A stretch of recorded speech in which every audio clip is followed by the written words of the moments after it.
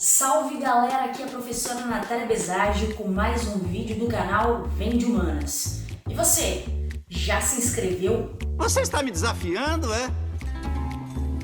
Se não se inscreveu, corre lá, se inscreve, ativa o sininho, compartilha, curte. E agora vem comigo, vamos? Chama ela aqui pra mim. Meninos e meninas do meu Brasil, hoje nós vamos falar de um temaço, um temazão que cai tanto na prova do Enem quanto na prova do Enseja, que é escravidão no Brasil.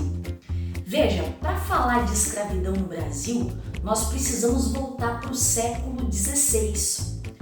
Há uma estimativa que na década de 1530 tenha chegado no Brasil o primeiro navio negreiro.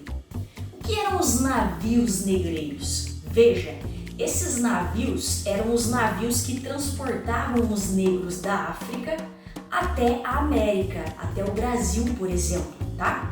O que os portugueses faziam? Eles compravam esses negros africanos com cachaça e tabaco, sim, pasme você, e traziam esses negros africanos para cá, no início para trabalhar nas lavouras da cana-de-açúcar. E você deve estar se perguntando assim: Ô professora, por que é que eles não usaram a mão de obra indígena? Veja, os índios foram usados no período que nós chamamos de período pré-colonial, de 1500 a 1530. Durante esse período, os índios extraíram o pau-brasil. No entanto, todavia, contudo, os portugueses não consideravam os índios adequados para o trabalho na lavoura. E por isso resolveram esse problema trazendo escravos da África. Outra coisa que a gente precisa saber é o seguinte: o tráfico de escravos era altamente lucrativo.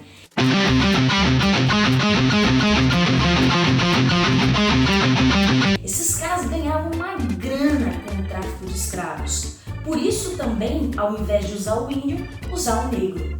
Como eu disse para vocês, esses escravos eram transportados dos navios negreiros, também conhecidos como tumbeiros. E por quê? Porque muitos escravos morriam durante a travessia. Imagina, minha gente, era uma viagem de semanas, de meses, e esses homens e mulheres vinham amontoados nos porões dos navios. Infelizmente, o escravo negro africano foi tratado como coisa, como mercadoria. Quando eles chegavam aqui na América, aqueles que sobreviviam à viagem, geralmente eles eram colocados em mercados, em praças públicas, onde eles eram avaliados para serem comprados. E aí, claro, os escravos homens, jovens e saudáveis eram aqueles considerados mais caros e mais valiosos. Minha gente, vale lembrar o seguinte: quando esses escravos começaram a trabalhar aqui na América, aqui no Brasil, havia uma estimativa de sobrevivência de aproximadamente 7 anos. Por quê? O trabalho era muito duro, o trabalho era muito árduo, tá? Então, rapidamente, esses escravos acabavam morrendo. Por isso, e como eram tratados como coisa, eram tratados como mercadoria perecível, por horrível que soe ou que pareça essa frase. Aonde quer que você fosse no Brasil colônia, no campo, na cidade e até mesmo na floresta, lá estavam os escravos. Todos os tipos de trabalho foram realizados por esses escravos, principalmente durante o Brasil colônia. Desde trabalhos domésticos nas casas dos senhores de engenho, até o fabrico do açúcar e o transporte desse produto até os portos. Os mais diversos trabalhos. Antonil chegou a afirmar que o escravo era os pés e as mãos dos senhores de engenho. Nada no Brasil era feito sem a ajuda desses escravos. Então veja, a base da economia e da sociedade brasileira foi constituída em cima do trabalho escravo. Bom, é preciso lembrar que durante muito tempo os escravos negros africanos foram tratados como se tivessem um papel secundário na história. Nas últimas décadas, com revisionismos historiográficos, nós sabemos que esses escravos, tanto negros quanto indígenas, tiveram papéis de protagonistas da história. Não só porque estão na base da formação econômica e social do Brasil, mas também porque vão resistir a esse processo de escravidão. Então, por exemplo, muitos escravos tentavam fugir.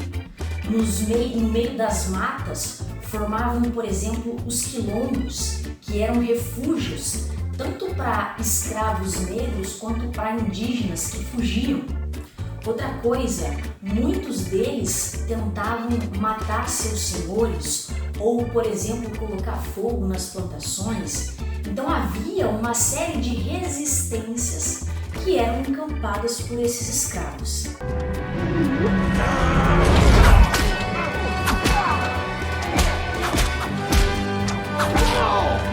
E é claro, né, gente? Se houve tentativa de resistência, infelizmente nós também falamos que houve muitos castigos corporais.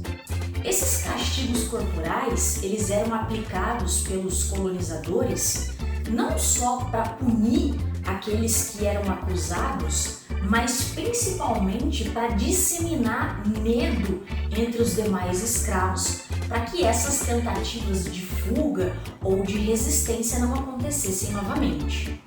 Bom, essas punições dos escravos iam desde penas que eram consideradas mais leves, como por exemplo a palmatória, que era tipo uma colher de pau, e o negro tinha que estender a mão e poderia ser condenado até a 200 palmatórias, tá?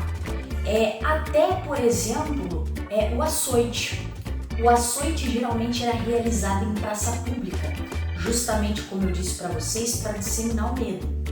Os escravos que eram fujões, que eram reincidentes, que tinham tentado fugir mais de uma vez, por exemplo, eram castigados com chibatadas, até 300 chibatadas, o que causava cortes, machucados tão profundos que atingia as principais veias e artérias e acabava levando a óbito, a morte.